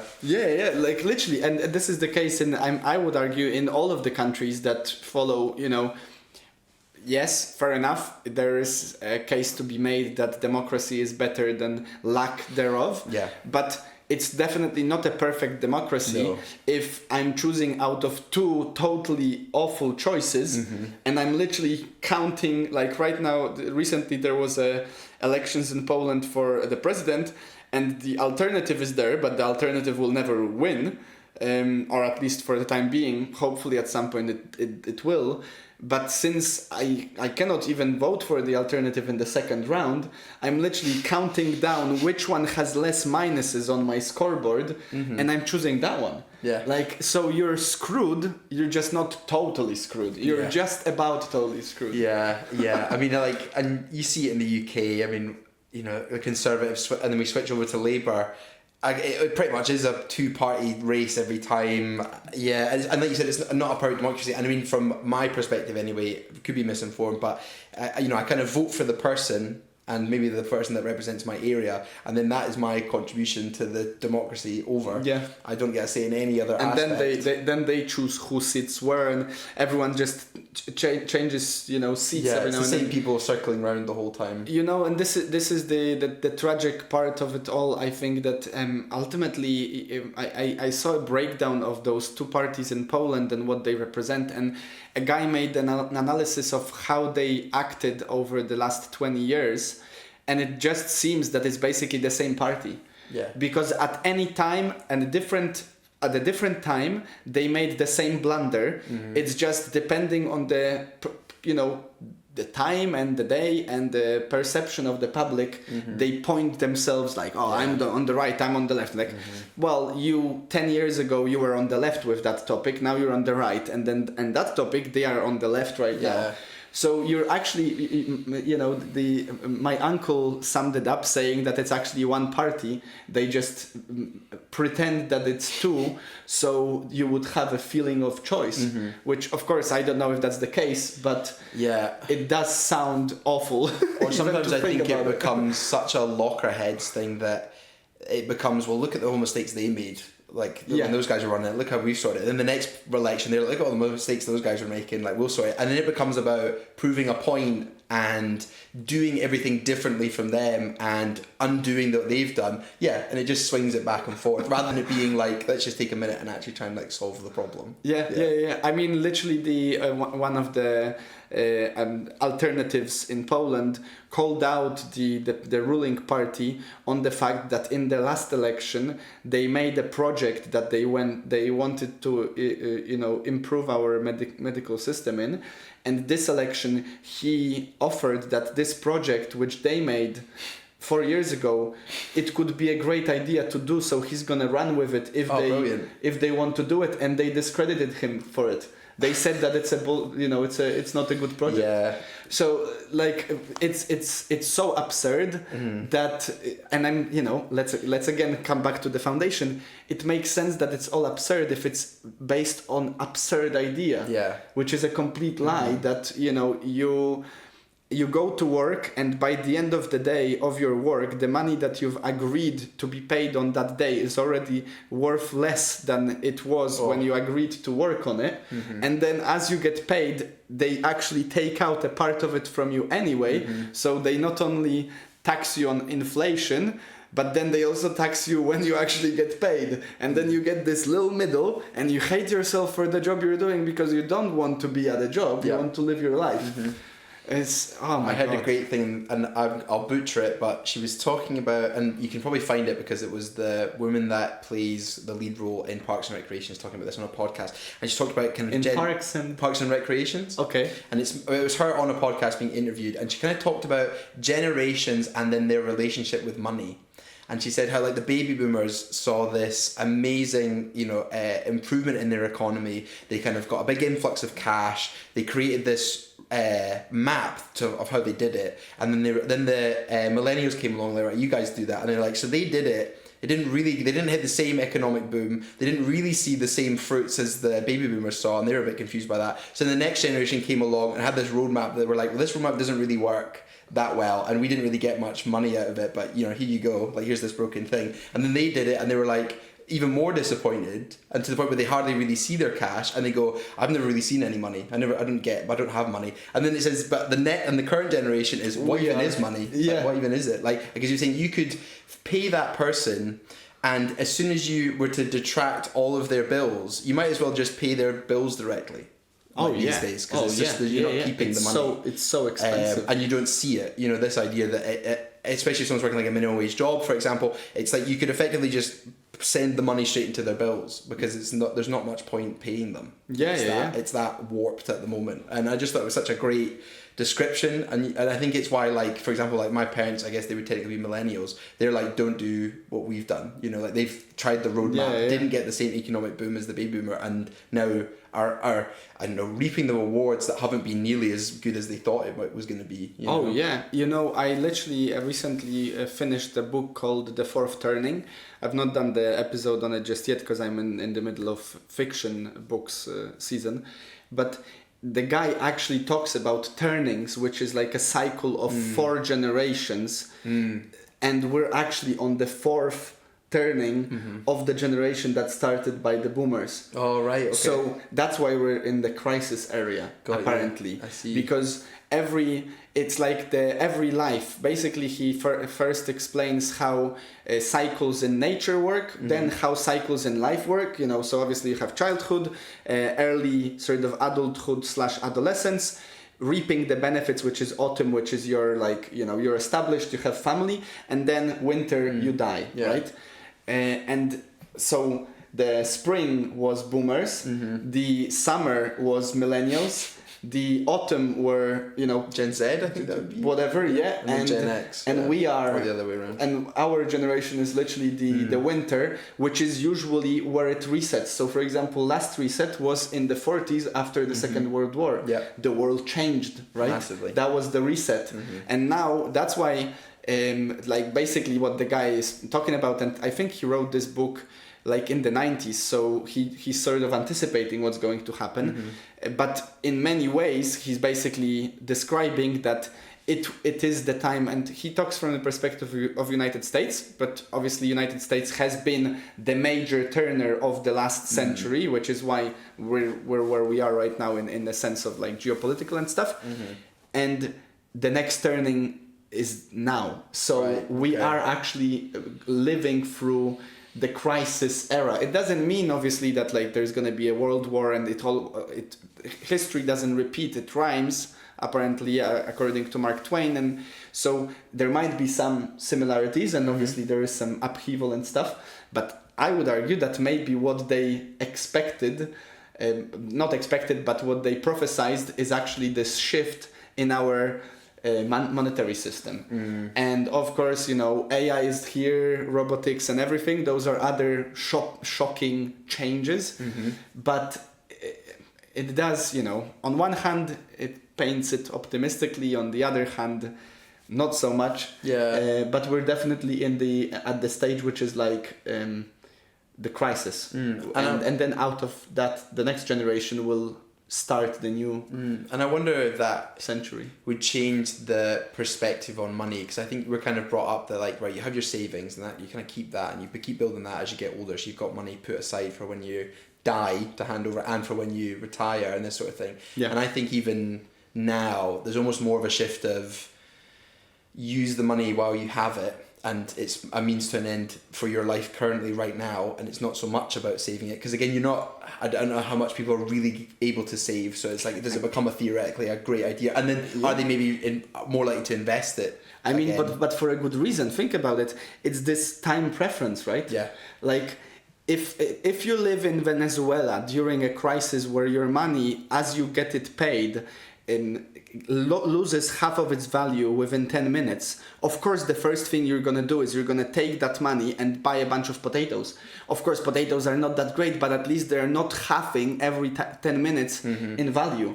So effectively, and this is also the troublesome downward spiral of this when it comes to centrally backed central bank digital currencies, that potentially, and I don't know, fact check me on this, this is a theory I've heard, or maybe it's true, I've not managed to find any credible source on this, but digital yuan in China, they apparently they can use an expiration date on your money, which basically means you cannot save. You can only spend. And of course, the idea is you will never stop working for us. And, this is basically keeping people in constant poverty at all times. And it's for a good reason that nowadays people will say like, savers are losers. Yes, because in 10 years' time, if you leave your £100 to 10 years' time from now, if we keep going in the same direction and we don't seem to be changing course anytime soon, this £100 might be worth like £60. So saving does not help you. Investing in stock market, which is based off of this fiat world, does not save you. It just sort of, maybe in comparison to £60, it's going to be worth £80, but you still actually accepted some losses. It's just choosing the lesser evil.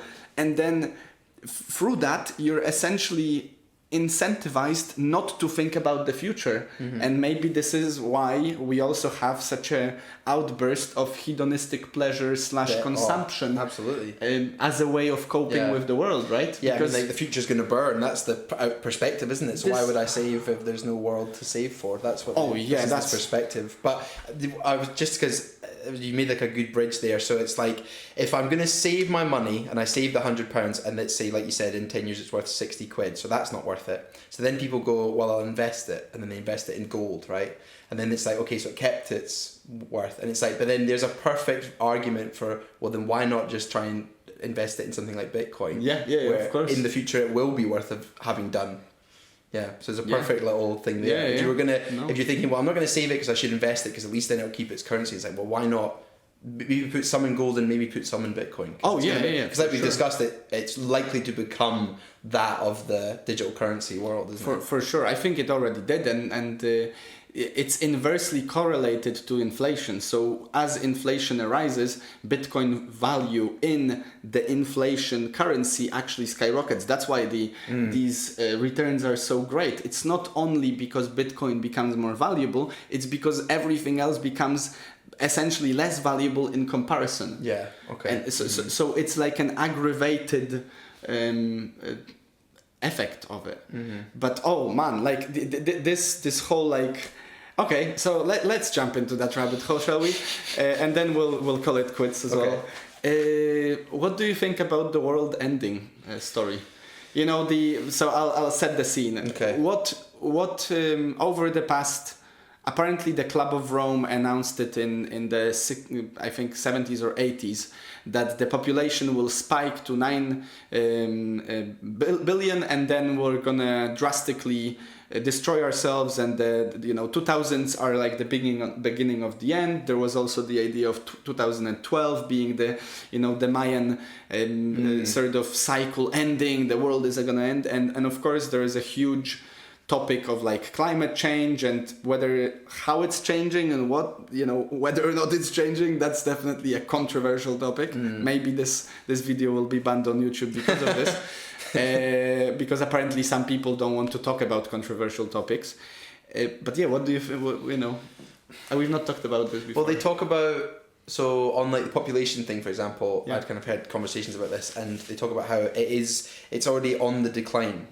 And they talk about how if you wanted to maintain, it's something like every 2 people would have to have 2 to 3 children to keep it at current. Which we don't, yeah. And they're saying that one of the problems you run out of as this population decreases is there's not enough young people. So suddenly jobs become much harder to fill, and suddenly roles become much more difficult to achieve. And then no one's learning a new skill because there's no young people to teach it to, and the older generation are dying out, so they can't teach them the skill.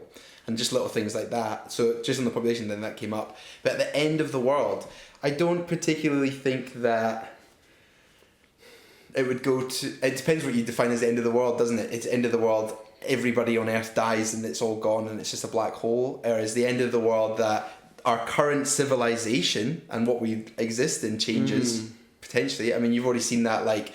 I guess in like something like ancient Rome and stuff like that, there was a whole like, right, we figured it out, this is how it works, and then something changed. Because they undermined their currency. Yeah, and the whole thing disappeared and died out. And then you could say that the Dark Ages was apocalyptic. Like that was a horrendous time. And then someone like Charlemagne came along and then restructured Europe, and it progressed again. So the end of the world, I think there could be an end to the way that our civilizations function and like the way that we progress in the current systems. I think you'd see a massive shift that could feel like the end of the world. I could see that, but I don't think we will experience the world ending. I think humanity persists. I think that you might see a global crisis environmentally. We probably will see sea levels rise, and it probably will be crisis point.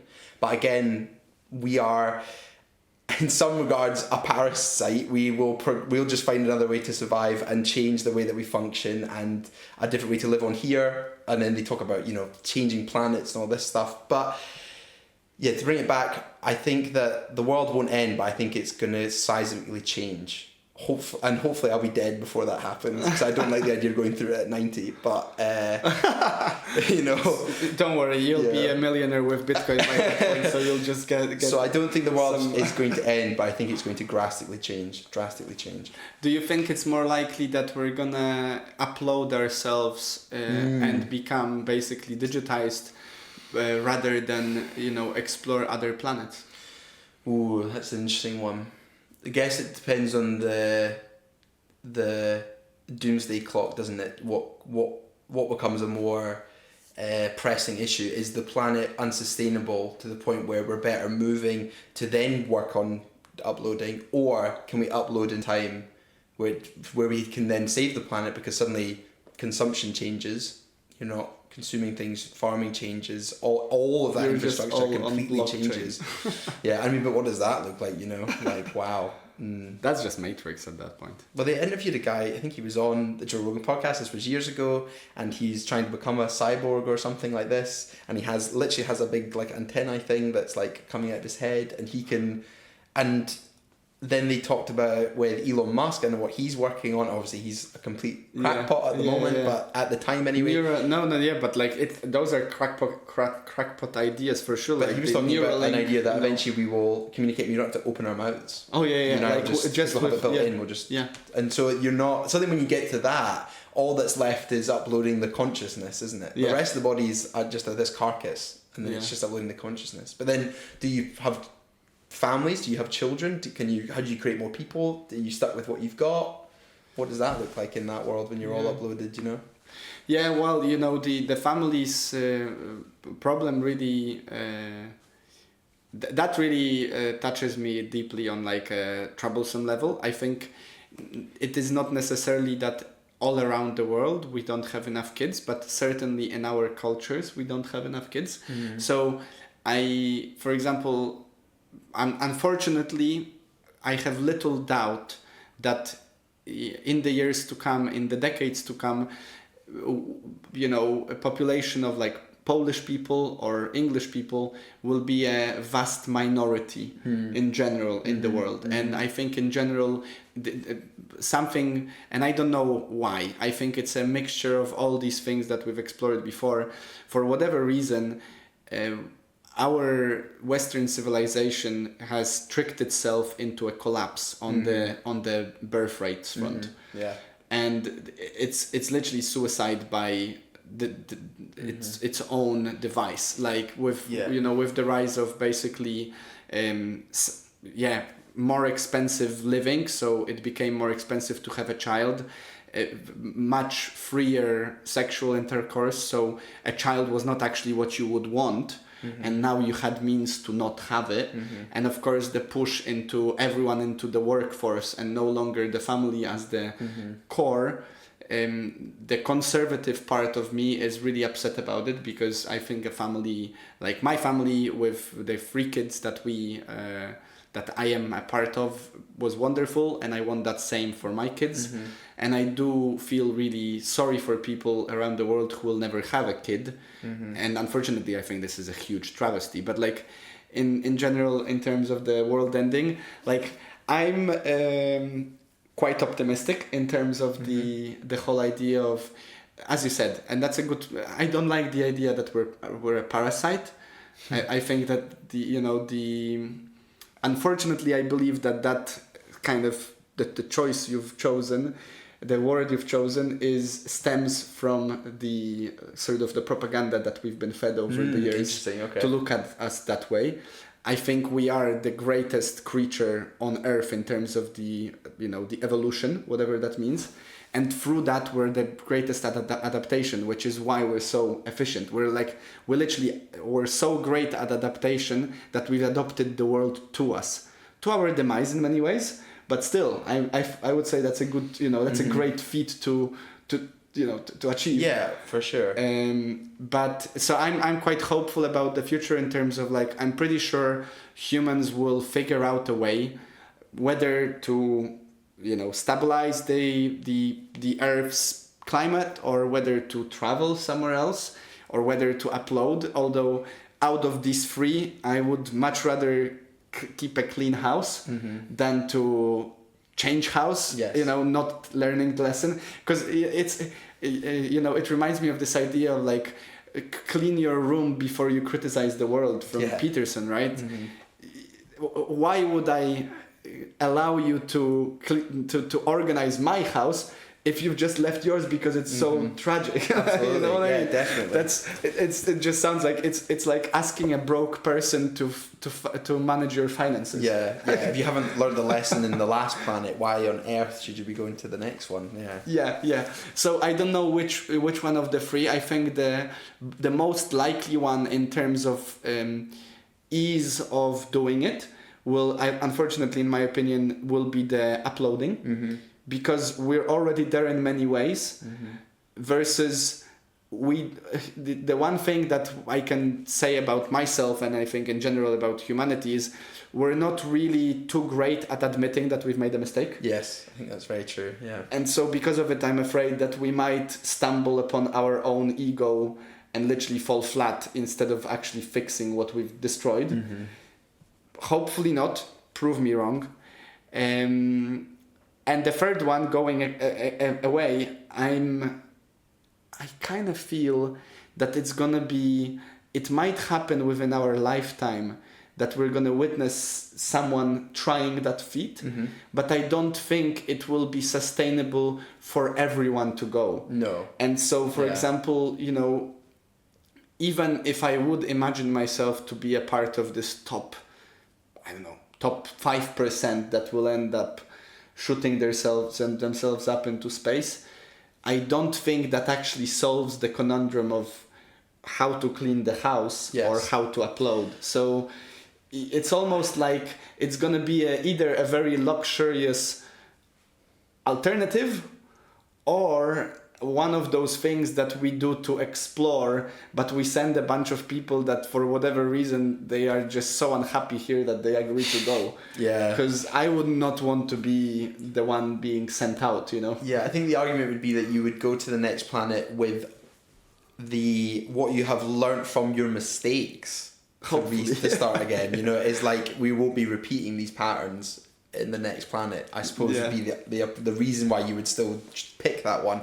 But I think, I totally agree. If you can't take care of where you're at now, like, what's the point? Just let's just go make democracy land and start fracking and start democracy, and you're like, but we just made these mistakes. Yeah. I don't know which episode it was, but I listened to an episode on Joe Rogan's podcast about the he was talking with an engineer with some sort of spaceships, engineer guy, who was explaining that it would take us so long to get to another galaxy that it would take even we don't have that technology yet, but because in theory it works. So if we were able to make it happen, it would take us I think he said 4 or 5 generations. Wow. But imagine that. Let's say you sign up for this cruise. Then, so you bring up your child explaining that we're on this cruise and, this is the people that will be living there. You might still be able to compel them to play a part because you're a child. It's your child and you were from Earth. But by 3rd or 4th generation, that's a weird thing, right? Like you were born on this ship going to a certain destination, and you're told that because your granddad chose to go, you now have to find a mate in this limited pool of people and continue on this journey. So, and they were laughing that this is not laughing, it's kind of like a sour pill to swallow, but it's like, it's not obvious that it's gonna be easy to even do that, to compel people, that's interesting. And then, because then you get into the risk of like a totalitarian state on the ship. Essentially, you would have to, right? Otherwise, it's like, why am I bothering? And then, because then you get nihilistic views, like, well, what's the point? I don't know this planet exists. Like 2 generations ago, they thought it did, but I don't know. Or I don't want to have kids. Of course. And because then it's funny because it echoes exactly how some people feel right now on this planet as it is. It's like, you tell me, so I have this roadmap where because you're saying it's a shame because obviously the family is dying, but it's like, some people are like, hang on, so you tell me I have to have kids and do this job, and it's like, I don't want that. So suddenly you've got people on the ship. They need to go and populate this planet, and they're like, "But I don't want to do that." Yeah, and it's I don't care that my granddad or granddad's dad. I don't care what you thought. Yeah. Yeah, and you see that like massive rebellion, you know, and they kind of like, well, this is a massive detour, but they talk about after the Second World War, that's why you had the birth of the teenager, because all these dads that didn't come home, or when they did come home, they were detached from their kids, so you had more rebellion, and then you had films about it, like, oh my goodness, like Dazed and Confused. Yeah, things like this, where like you've got this lost generation that are detached from the current like, they were system literally called Lost Generation as terms of their generation. There's also a James Dean film, something Rebel, can't remember, Young Rebel or something, Rebel Without a Cause, and that is literally that. It's like, but what's the point? Yeah. You know, I don't remember exactly how it went, but there was this idea that we are doomed to sort of either repeat or challenge the troubles of our fathers. Yeah. And so, as you said earlier on, that's, you know, sort of pendulum swing of parties. In essence, that's what happens between generations as well, right? Same thing, absolutely. Like, my parents, because of the way they lived, what they thought is not right, they ingrained in me as this is how you should go. And now I'm gonna try these things and not the others which they said not to try. And over time, I will create my own perception, and potentially my kid or my kid's kid will end up coming to square one with the approach of my father. Absolutely, I mean, I see it with my parents as well. I'm very different from my parents, and a lot of it is like, I don't want what you guys are doing. I'm going to go and do my own thing. But my kids will probably be like, why didn't you do what Granddad did? Like, that made way more sense. I'm going to do that. Yeah. All right, brother. Well, I don't know. Do you feel like this is? Yeah, I'm happy with that. Yeah, that was awesome. Yeah. I don't know how long we went for, but thank you so much for coming. Yeah, it's been really good. I've really enjoyed it. I hope, guys, that this format suits you. It's a new option I'm toying with, so let's see.